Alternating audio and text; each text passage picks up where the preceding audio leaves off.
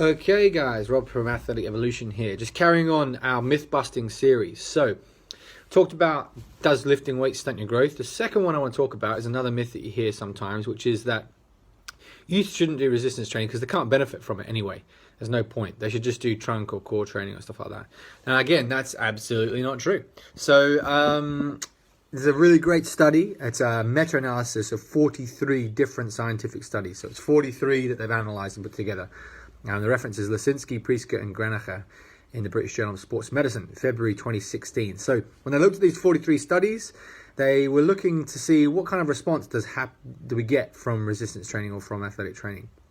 So what they found was that there was positive effects of resistance training programs for muscle strength, linear sprint agility, vertical jump performance, and sport-specific performance in youth athletes.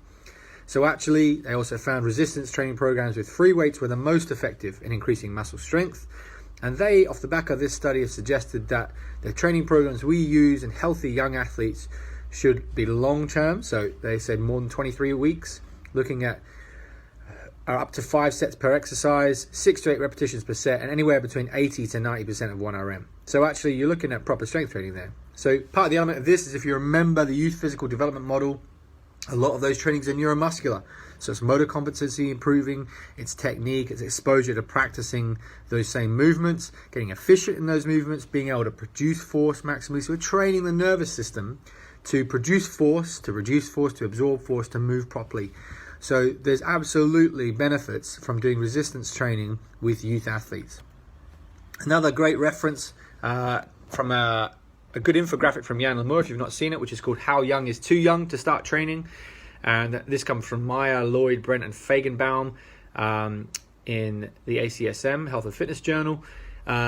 Those guys, Gregory Meur, Rodri Lloyd, and Avery Fagenbaum are at the very front line of youth S&C, by the way.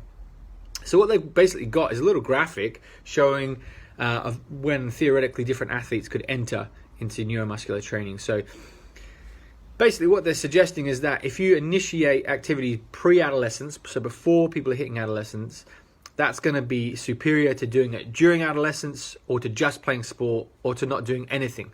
So actually, if we have a combination of playing sport and doing strength conditioning activities pre-adolescence, we're going to outperform in the long term those who are just doing it later, or those who are just doing sport, or those who are not doing anything.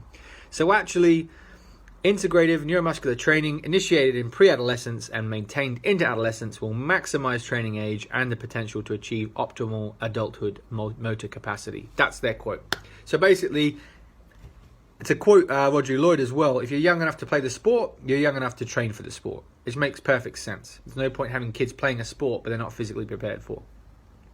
So another really great reference to look up is the 10 pillars of long-term athlete development. That will give you a good insight into some really good content around what benefits can be had from this. But essentially, actually, what we can look at is that traditional fears regarding the effects of resistance training are unfounded. That scientific research actually says the opposite, that childhood and adolescence could actually be the best time for bone remodeling processes and for some of the tensile and compressive forces that we associate with resistance training to improve our physical function.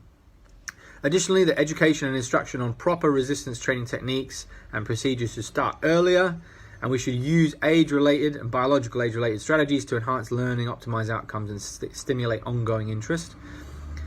And that engagement in a resistance training should be an ongoing commitment, because the gains we get from training, especially in strength and power, aren't permanent. They regress and detrain. So actually we want to continually have a progressive program that's going to build those competencies and those biomotor abilities over and over and over.